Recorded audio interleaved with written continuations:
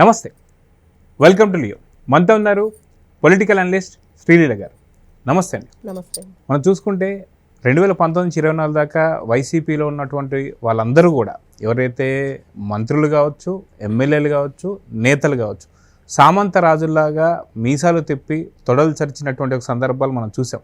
అది కాక మేము రానున్నటువంటి ఒక 30 సంవత్సరాలు అధికారంలో మేమే ఉంటామని చెప్పేసి అన్న మాటలు కూడా మనం వింటూ వస్తున్నాం. ఇప్పటికీ కూడా ఓడిపోయిన తర్వాత కూడా వాళ్ళు ఇప్పటికీ నెక్స్ట్ 25 ఏళ్ళు మాదే అన్నట్టుగా మళ్ళీ మాట్లాడడం మనం చూస్తూ వస్తున్నాం.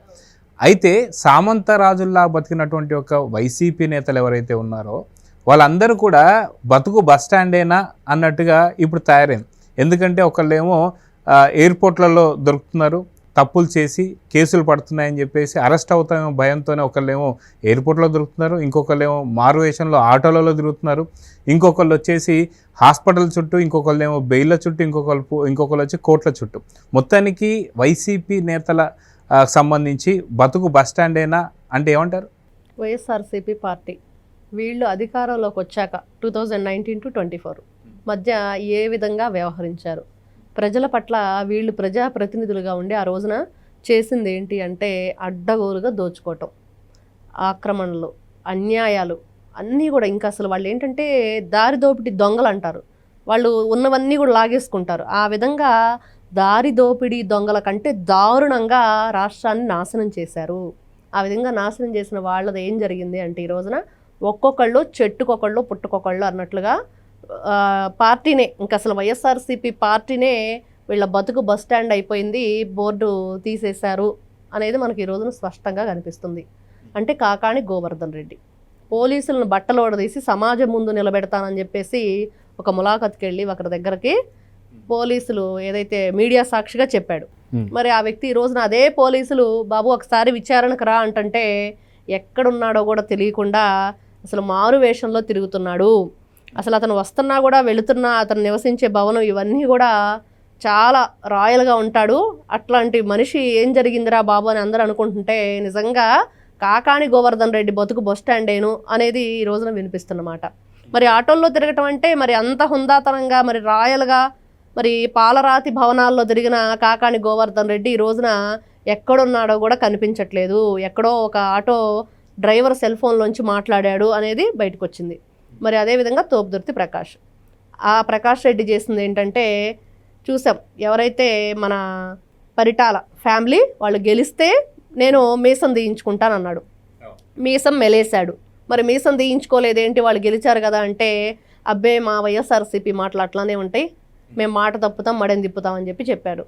అది అందరికి తెలిసిన విషయమే. మరి అయిపోయిన తర్వాత మొన్న చూస్తే రాప్తాడు కేసులో ఏం చేశాడు, ఏ విధంగా అక్కడ కూటమి ప్రభుత్వం మీద కేవలం ఒక విధమైన ఆరోపణలు తీసుకురావటం, ప్రజల్లో వాళ్ళ పట్ల ఏదైనా సరే విద్వేషాలను రెచ్చగొట్టడం కోసం మాత్రమే వాళ్ళు చేసింది.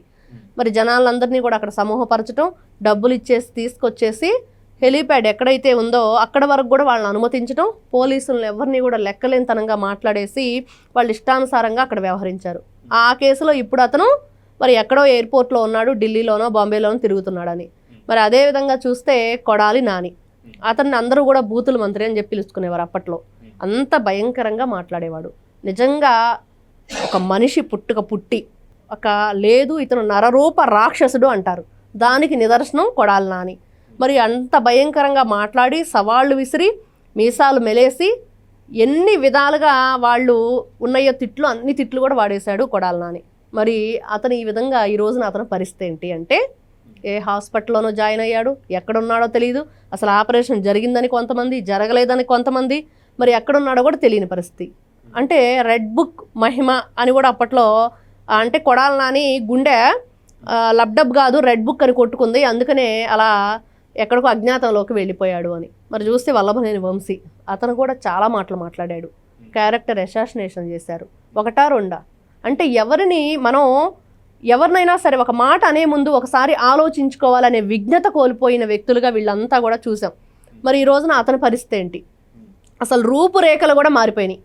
అసలు ఇతనేనా వల్లభనేని వంశీ అంటే ఎవరు కూడా గుర్తుపట్టలేని పరిస్థితి. అంటే మనం ఏ విధంగా బ్రతకాలి, ఏ విధంగా ఇతరుల నుంచి మంచిని మనం పంచుతూ వాళ్ళ నుంచి మనం మంచి తీసుకోవాలి అనేది మర్చిపోయి సొసైటీలో ఉన్న వ్యక్తులుగా వీళ్ళు ఏ విధంగా బ్రతికారు, ఈ రోజున వాళ్ళ బ్రతుకు ఏమైంది అనేది నిజంగా అందరికి కూడా ఒక లెసన్ ఇది.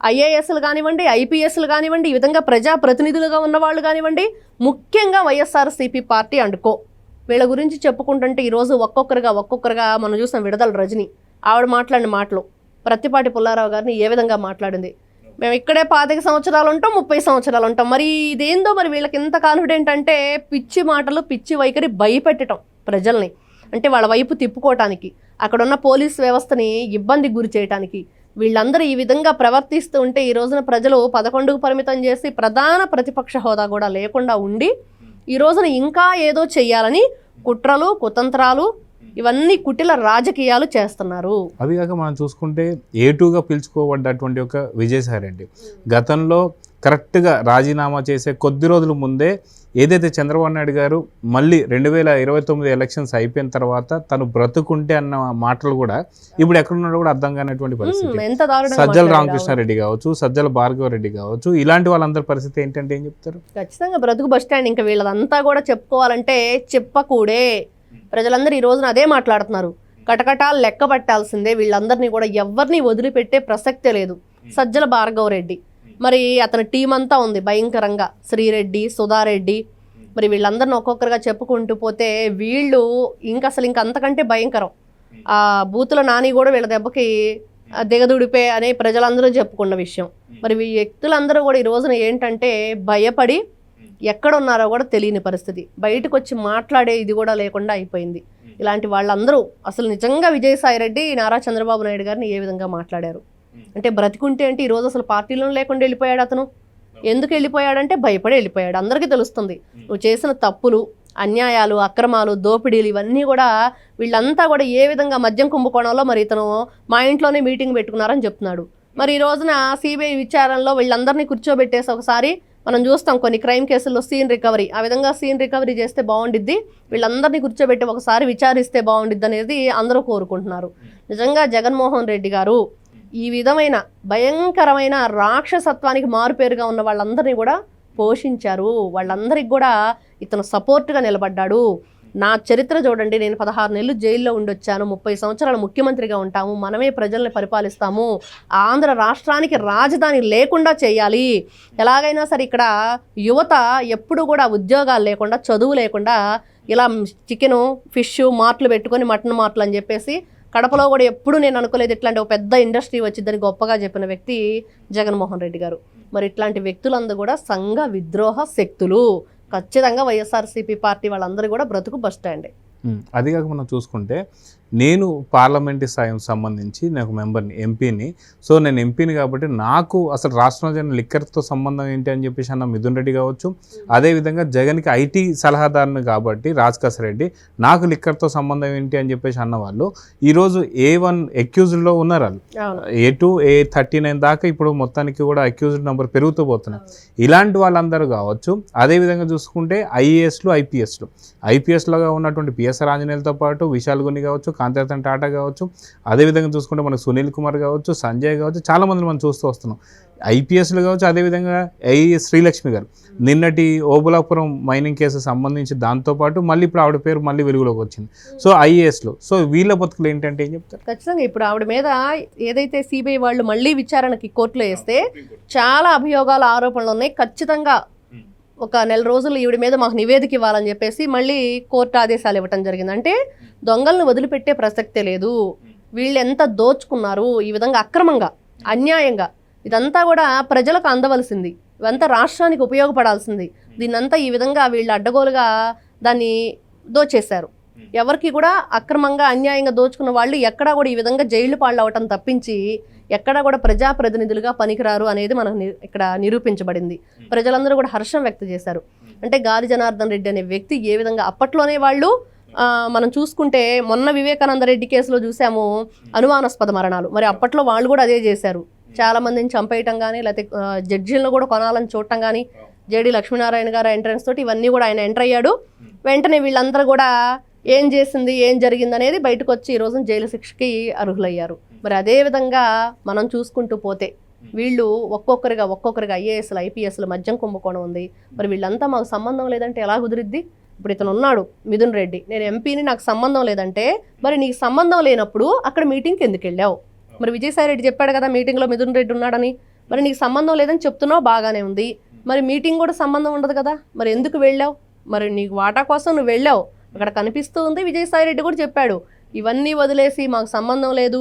మరి ఎవరంటే రాజకేశ్ రెడ్డి, మరి అతను కూడా అదే మాట చెప్తున్నాడు, నేను ఏదో అడ్వైజర్గా ఉన్నాను అక్కడ అతనికి, మరి నాకు సంబంధం లేదంటే. వీళ్ళంతా కూర్చొని అక్కడ మీటింగ్ అయితే పెట్టుకున్నారు, ఆ మీటింగ్లో మీరు అందరూ ఉన్నారు కాబట్టి ఎలా దోచుకోవాలి, ఎలా పంచుకోవాలి, ఎలా దాచుకోవాలి, ఎవరెవరికి ముడుపులు అందాలి అన్నీ మాట్లాడుకున్నారు. మరి ఈ విధంగా అన్ని కార్యక్రమాలు చేసి మరి దోచుకొని అన్ని లక్షల వేల కోట్ల రూపాయలని ఎక్కడికి తరలించారు ఈ విధంగా చెప్పకుండా ఈ రోజున పోలీసుల్ని తిరిగి అన్నీ మీరే చెప్తున్నారు, ఇంకా మళ్ళీ నన్ను ఎందుకు అడుగుతున్నారని రాజకేశ్ రెడ్డి ఎదురు క్వశ్చన్ చేయటం. ఇవన్నీ చూస్తూ ఉంటే వీళ్ళు దొంగలకే దొంగలు, గుండెలు తీసిన బంటులు, మామూలు వాళ్ళు కాదు, వీళ్ళని వదిలిపెట్టకూడదు, ఖచ్చితంగా నిజాలు కక్కించాలి అని ప్రజలు గట్టిగా చెప్తున్నారు, గట్టిగా కోరుకుంటున్నారు. ఎవరైతే పోలీసులను కానివ్వండి, కోర్టులను కానివ్వండి, లాయర్లు కానీ కొత్త చట్టాలు తీసుకురండి వీళ్ళ కోసం. అంటే ఇంత చేసి కూడా ఈ రోజుకి ఇంకా పోలీసుల్ని ఆ విధంగా ఎదురు క్వశ్చన్ చేసే అంత రీతిలో వాళ్ళు ఉన్నారంటే ఏ విధంగా అనుకోవాలి వీళ్ళ గురించి? నిజంగా వీళ్ళు కిరాతకులు, వదిలిపెట్టే ప్రసక్తే లేదని ఈ రోజున ప్రజలైతే గట్టిగా వేడుకుంటున్నారు. సో చూద్దామండి, ఖచ్చితంగా ఒక్కొక్కరేమో ఎయిర్పోర్ట్లలో, మరొకరు ఆటోలలో తిరుగుతూ, అదిగాక కొంతమంది హాస్పిటల్ చుట్టూ, కొంతమంది ఏమో జైళ్ళ చుట్టూ, కొంతమంది బెయిళ్ళ చుట్టూ, ఇలా పూర్తిగా సామంతరాజుల్లాగా వెలిగినటువంటి ఒక వైసీపీ నేతలందరూ కూడా ఇప్పుడు వాళ్ళ బతుకు బస్టాండే అంటే ఖచ్చితంగా అవుననే ఏపీ ప్రజలందరూ కూడా చెప్తున్నారు. సందుల్లో గొంతుల్లో కూడా తిరగడం మనం చూస్తూ వస్తున్నాం. చూద్దాం ఏం జరగబోతుంది. నమస్తే. నమస్తే. Please subscribe to Leo News for more videos.